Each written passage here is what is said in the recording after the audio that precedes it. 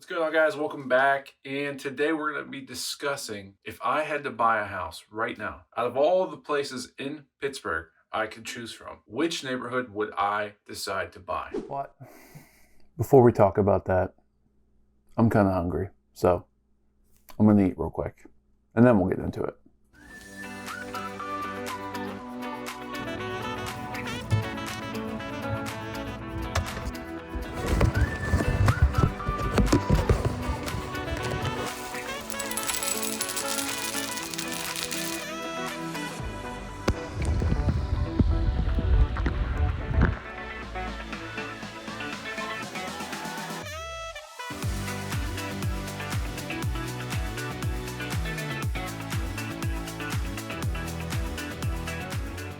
The reason I'm choosing this area is because of 5 things. 1, the vibe, the feel, the look of the area. That's important to me. 2, the food. This is arguably the most important to me. Is it close to where I like to eat? The third one, location proximity. Is it close to my life? Is it central to where I'm traveling?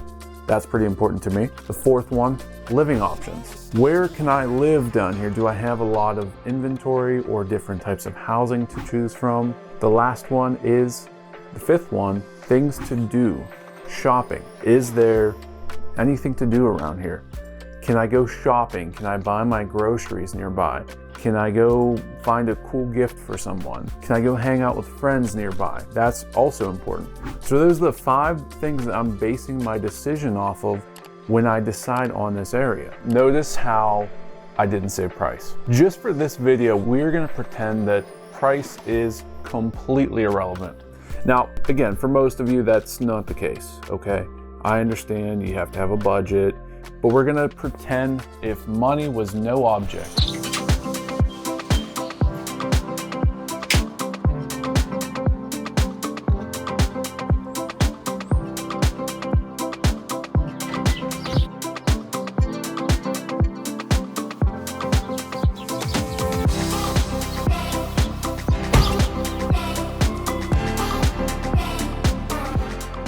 The reality of the situation is, I have so many different places I could choose from.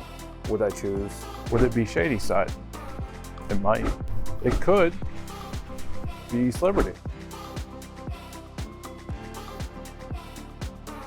What about somewhere, say, Squirrel Hill? Maybe.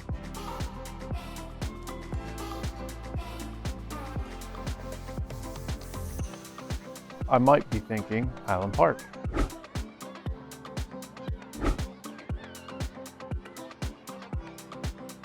And that neighborhood is the Strip District. And that's the one we're gonna talk about today. When I'm deciding on a place, or if I'm trying to find a place I wanna live, the one factor I take into account is the vibe, feel of the place. And maybe that doesn't make sense to you, but to me, I want it to feel like a place I wanna be. See, the Strip District used to be a place where it would close down after 5 o'clock. Your mom and pop shops are gone for the day. And it was dead after that.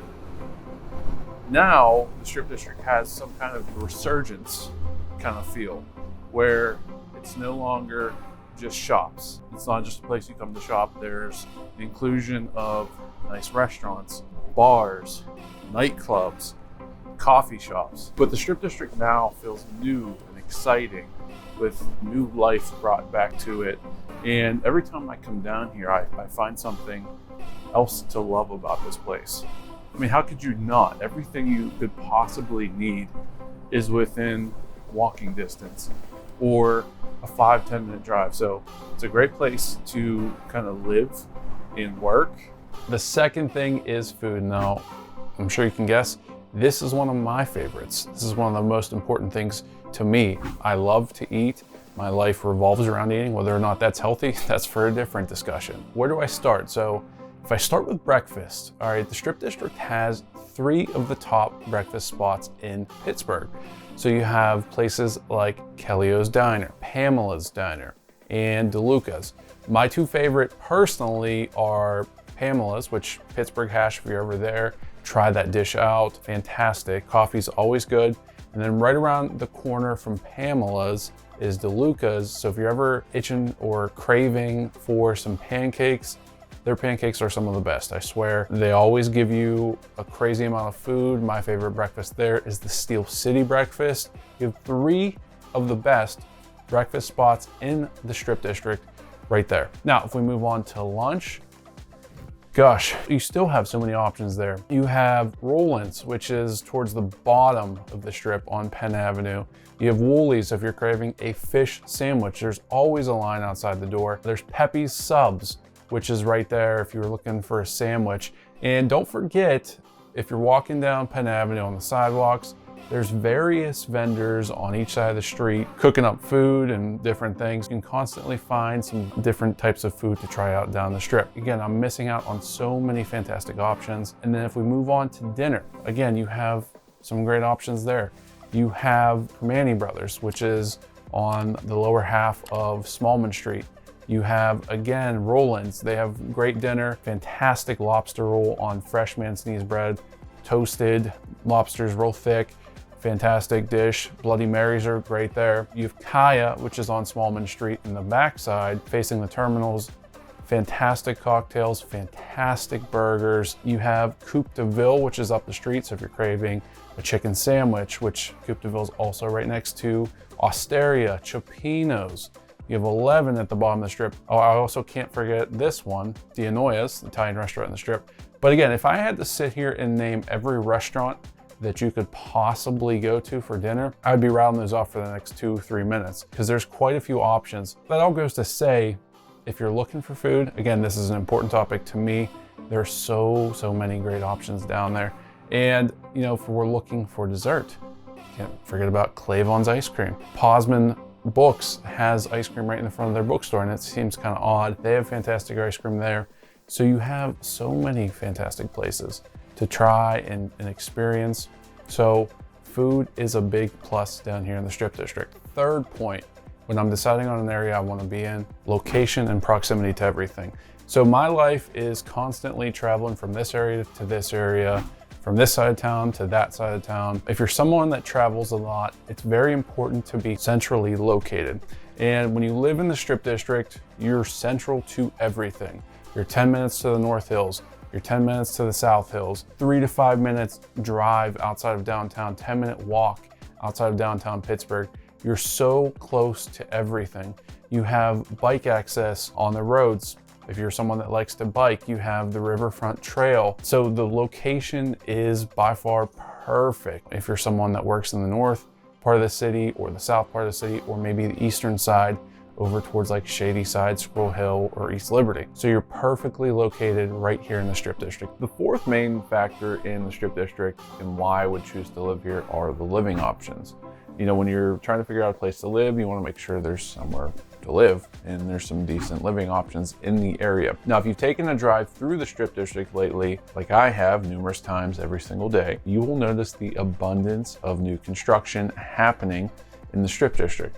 And when you take a drive down Penn Avenue, Smallman, you'll just see the constant new construction or projects in the works. So you have places such as the Refinery, which is a new building they built in like 2020, 2021, I want to say. Those will set you back between $400,000 and $600,000 for like a 2-bedroom condo. You have other projects in the works, such as the Forte condos. Those are in the same price range, like $400,000 to $600,000 as well. When it comes to condominiums, you have plentiful amount of options to choose from when you're trying to find a place to live in the Strip District. And there's so many other projects in the works happening. So the overall cost of living in Pittsburgh is about $1,200 a month, which is nearly half of our counterparts. But the kind of individuals that live here in the Strip District are young, working professionals, and the household or median household income is about $110,000. So as you can see, the income is pretty high relative to maybe some other neighborhoods in the area. $110,000 is no small amount of change. So when it comes to buying a place down here, like a condo or if a townhouse, depending where that townhouse is, and I'll get to there in a second, I would expect you to pay And this is just based off of my knowledge on what's been built down there and what's available. If you're looking for a condo, you're gonna spend between $400,000 and $600,000 for a 2-bedroom, 2-bath condo. If you want a 3-bedroom, price just went up. So you have a lot of condos down there, and then if you want to rent, the average rent's between $2,500 and $5,000.